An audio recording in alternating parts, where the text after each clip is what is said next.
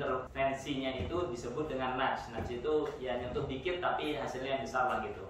Kayak misalnya sebetulnya roda apa bola gitu kali ya, bola kita mau mindahin. Nah kebetulan kita ngelihat dulu nih sisi mana sebetulnya yang cenderung turun melandai begini, kan dia kebetulan di posisi yang statis ya. Nah kita dorong dikit tapi pengen jalannya banyak nih bola. Kita bisa dorong ke banyak sisi, bisa ke atas, bisa ke kanan, ke kiri. Nah kita ngelihat dulu kondisi dari bola ini. Oh ternyata miringnya ke sana. Nah kita dorong dari sini. Dorongnya dikit aja. Jadi bukan dorong yang itu disebut nudge gitu, kayak nyentuh dikit lah gitu. Apakah perubahan yang kecil itu bisa betul-betul merubah pengambilan keputusan gitu ya? Contoh, ini people buy more than what they really need. Stocks us to buy more. They offering deals that are hard to find out. Jadi ini kayak dikasih diskon gitu ya. Rencananya kan kita nggak beli tuh kalau kita udah bayar kasir, dia bilang nambah 2.000 aja nanti dapat ini, dapat tisu atau apa gitu. Itu hal-hal yang sebetulnya nggak kita rencanakan. Itu termasuk nudge gitu. Terus ini contoh automatic sign ups instead of opt-in, make decision easy and people usually go along with it.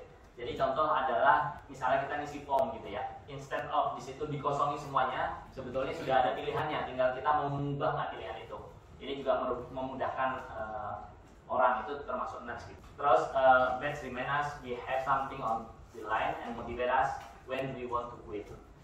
God, my 100 doesn't look like you've been practicing. Sure, I have no way, I'm letting you win.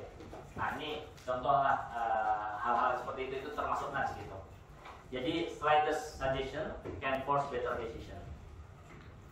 Oke, ini masih contoh-contoh nudge. Tadi saya sudah jelaskan cukup banyak ya contoh-contoh dari nudge itu.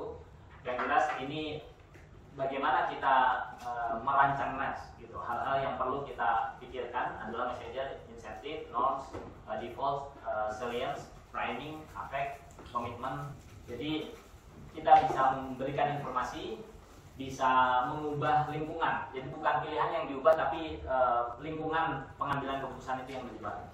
Kemudian distributionnya bisa dikontrol. Ini contoh sederhana kasusnya adalah balik lagi ke pajak. Misalnya di envelope-nya ditambah act quickly gitu ya, dibandingkan hanya amplop kosong. Kemudian kasih logo gitu ya, dibuat lebih sederhana. Terus plan proses disampaikan apa yang penting. Terus dikasih signature. Signature-nya bukan hanya tim gitu, tapi cenderung personalized gitu ya. Itu contoh-contoh kecil yang membuat kegiatan kita lebih efektif. Ini contoh reminder, send second letter 3 or 6 weeks after the first. Ini contoh bagian dari nudge. Ini balik lagi proses-proses yang